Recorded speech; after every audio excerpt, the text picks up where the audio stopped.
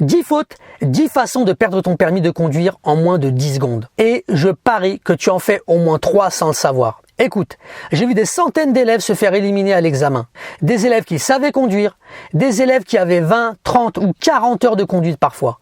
Et à chaque fois, c'est l'une de ces 10 fautes qui les a fait tomber. Dans cette vidéo, je vais te montrer les 10 fautes les plus courantes qui éliminent les candidats au permis. De la moins fréquente à la plus fréquente. Et surtout, je vais te dire comment ne jamais les commettre. Je m'appelle Nassim, je suis moniteur auto-école depuis 2017 et j'ai mis en ligne des vidéos de parcours d'examen. Et plus on avancera dans la vidéo, plus le risque d'élimination sera important. Et la dernière erreur? Mamma mia! On commence avec la faute numéro 10, la roue libre excessive, surtout dans les descentes à forte déclivité. La roue libre, c'est quand tu roules au point mort ou embrayage enfoncé trop longtemps. Ta voiture n'est plus freinée par le moteur, elle prend de la vitesse toute seule. Et dans une descente, ça devient dangereux. Pourquoi c'est éliminatoire? Parce que tu perds le contrôle de ton véhicule sans même t'en rendre compte. Tu dois freiner plus fort, tu uses tes freins. Le transfert de charge augmente. On sent qu'on est tiré vers l'avant. C'est très désagréable. Et si tu dois réagir rapidement, exemple un piéton te surprend, tu n'as plus de frein moteur pour t'aider. Comment l'éviter? C'est simple. Dans les descentes, surtout les descentes, tu restes en prise. Tu utilises le frein moteur. Si tu dois rétrograder, fais-le rapidement. Garde un freinage constant. Et surtout, relève l'embrayage en 2 temps pour éviter les secousses. Et si ça secoue encore, fais-le en 3 temps. Faute numéro 9. Tu franchis une intersection en roulant sur la ligne continue. Ça arrive comment? Tu arrives à une intersection. Il y a un petit rond par terre. Et au lieu de bien te positionner sur ta voie, tu roules à cheval sur la ligne. Pourquoi c'est éliminatoire? Parce que franchir une ligne continue, c'est une infraction grave. Point barre. Peu importe la raison, l'examinateur ne peut pas te laisser passer ça. Comment l'éviter? Tu te places correctement sur ta voie avant l'intersection. Si tu dois tourner à gauche, tu te décales légèrement à gauche, mais tu restes sur ta voie. Si tu dois aller à droite, pareil, à droite, et tu tournes en respectant ta trajectoire sans franchir la ligne.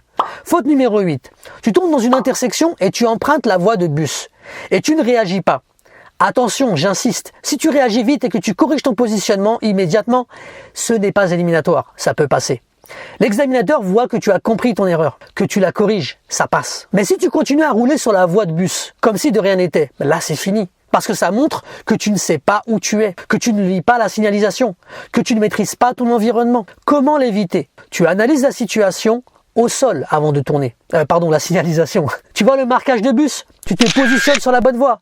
Et si jamais tu te retrouves dessus par erreur, tu travailles immédiatement sur ta voie. Faute numéro 7. Tu t'arrêtes alors que tu es prioritaire. Défaut de prise d'information. Ça arrive souvent. Tu arrives à une intersection, tu es sur ta voie prioritaire.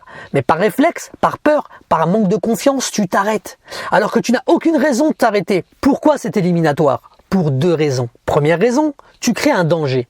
Le véhicule derrière toi, qui te suit, il ne s'attend pas à ce que tu t'arrêtes et il risque de te rentrer dedans. Deuxième raison, ça montre que tu ne sais pas lire la signalisation, que tu ne comprends pas les priorités. Et ça, c'est grave. Comment l'éviter? Analyse la signalisation. Tu vois que tu es sur une route prioritaire, tu ralentis si nécessaire pour vérifier que personne n'arrive. Mais tu ne t'arrêtes pas, tu continues avec assurance. Juste avant de continuer, je te rappelle que j'ai filmé tous les parcours d'examen d'Île-de-France en vidéo HD. Parce que tu as beau être prêt pour l'examen, tu ne le seras jamais autant que celui qui connaît les parcours par cœur. Ils sont disponibles sur mon site internet rouleraoul.fr. Le lien est en description ou quelque part par là. Faute numéro 6. Dans une intersection, surtout dans une voie de stockage, tu ne te rabats pas correctement. La voie de stockage, c'est cette zone avant l'intersection où il y a plusieurs voies pour aller dans différentes directions. Et en France, la règle est simple. On roule toujours le plus à droite possible. Donc si tu dois aller tout droit et qu'il y a 2 voies pour aller tout droit, tu dois prendre celle de droite, pas celle du milieu, pas celle de gauche. Pourquoi c'est éliminatoire? Parce que tu perturbes le flux. Tu bloques les autres usagers et tu ne respectes pas le code de la route. Comment l'éviter? Tu regardes les flèches au sol. Tu vois qu'il y a plusieurs voies pour ta direction. Tu prends systématiquement le plus à droite. Toujours. Et pour les voies de stockage avec une seule voie, pour aller à gauche par exemple, tu dois bien serrer à gauche pour libérer la voie derrière. Sinon, tu gênes inutilement les autres usagers. C'est éliminatoire. Faute numéro 5. Tu vois un panneau de sens unique limité. Tu en déduis donc qu'aucun véhicule ne peut venir par la droite. Mais tu oublies que les cyclistes, eux, ils peuvent arriver par la droite. Résultat, refus de priorité aux cyclistes. Le sens unique limité ou sens unique cyclable, c'est un sens unique où les cyclistes ont le droit de circuler à contresens. C'est marqué sur le panneau. Il y a un petit vélo dessiné, mais beaucoup de candidats ne font pas attention. Ils voient sens unique, ils pensent personne ne peut venir. Et ils ne regardent pas à droite. Et boum, un cycliste arrive. Pourquoi c'est éliminatoire? Refus de priorité, point barre. Peu importe que ce soit un cycliste, un refus de priorité est éliminatoire. Comment l'éviter? Tu lis complètement le panneau. Tu vois le petit vélo et la petite flèche, tu comprends que les cyclistes peuvent venir à contresens. Et tu regardes systématiquement à droite avant de t'engager. Faute numéro 4. Sur une intersection fréquentée, tu as affaire à un faux plat. Tu ne parviens pas à démarrer en côte tout en prenant l'information sur la voie prioritaire. C'est le pire combo. Tu dois gérer 3 choses en même temps. Démarrer sans caler, ne pas reculer et analyser le trafic pour t'insérer au bon moment. Et là, sous le stress, tu cales. 1 fois, 2 fois, 3 fois, tu recules. Tu bloques l'intersection. L'examinateur doit intervenir. Pourquoi c'est éliminatoire? Parce que tu crées un danger. Tu bloques la circulation. Tu perds le contrôle de ton véhicule. Comment l'éviter? Tu maîtrises ton démarrage en côte. Point barre. Tu travailles ton point de patinage. Tu utilises ton frein à main si nécessaire. Et surtout, tu restes calme.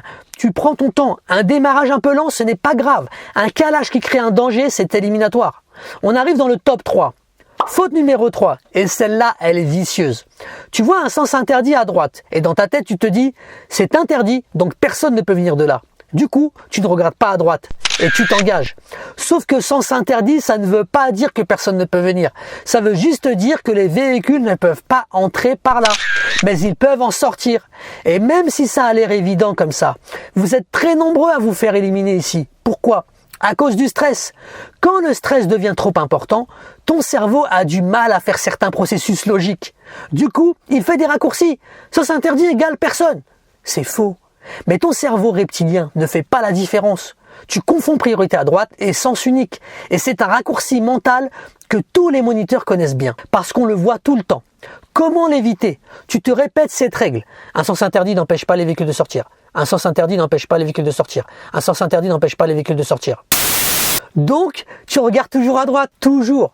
Même si tu vois un sens interdit, tu vérifies systématiquement avant de t'engager. Et attention au vélo. Et surtout, tu travailles ta gestion du stress. Parce que c'est le stress qui te fait faire ce genre d'erreur bête. Faute numéro 2. On est dans le top 2 des fautes les plus fréquentes. Tu arrives sur un croisement difficile. La route est étroite. Un véhicule arrive en face. Tu t'écartes pour le laisser passer. C'est bien. Mais tu n'as pas le regard assez mobile. Résultat, tu manques de taper le trottoir. Pourquoi c'est si fréquent? Parce que dans cette situation, ton attention, avec le stress toujours, elle est focalisée sur ce qui bouge, le véhicule en face. Tu regardes à gauche, tu vérifies que vous avez assez d'espace pour vous croiser, mais tu oublies de regarder à droite. Tu oublies de vérifier où est ta roue droite. Et boum, tu montes sur le trottoir, ou tu le touches. Et là, c'est fini. Heurter un obstacle, même légèrement, c'est éliminatoire direct en circulation. Cette faute est liée à la mobilité du regard. Ton regard doit être en mouvement permanent. Gauche, droite, devant, rétro. Tu ne fixes jamais un seul point. Comment l'éviter? Tu développes ta vision périphérique. Quand tu t'écartes pour laisser passer quelqu'un, tu regardes à gauche pour évaluer l'espace. Ok, c'est normal. Mais tu jettes aussi des coups d'œil rapides à droite. Tu vérifies où est ton trottoir. Tu te positionnes en laissant une marge de sécurité. Et si tu n'es pas sûr, tu t'arrêtes.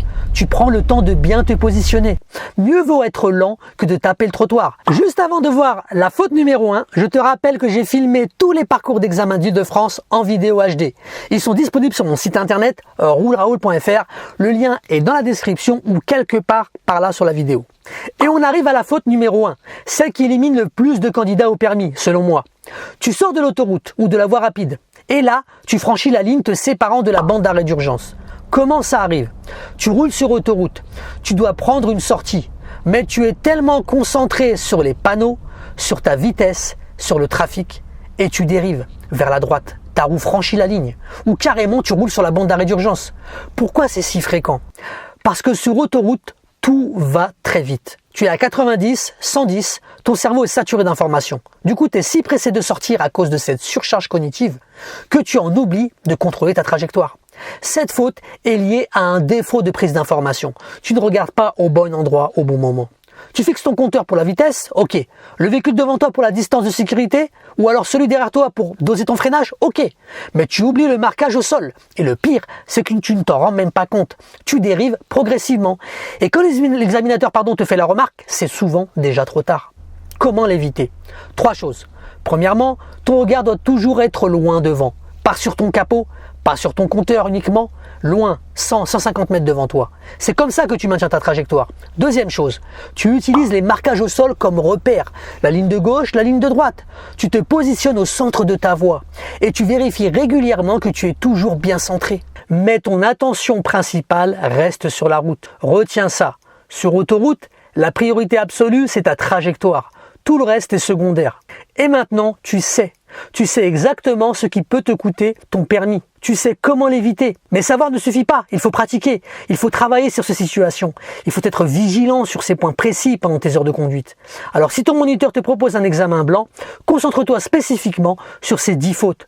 Demande-lui de te mettre dans ces situations, de te tester, jusqu'à ce que tu les maîtrises parfaitement. Parce que le jour de l'examen, tu n'auras pas de deuxième chance. Une seule de ces fautes et c'est terminé. Dis-moi en commentaire laquelle de ces 10 fautes te fait le plus flipper. Laquelle tu as peur de commettre le jour J. Moi je te dis à très bientôt et bonne chance pour ton permis de conduire. Salut. Et boum, tu montes sur le trottoir. Ou... Eh merde. Qu'est-ce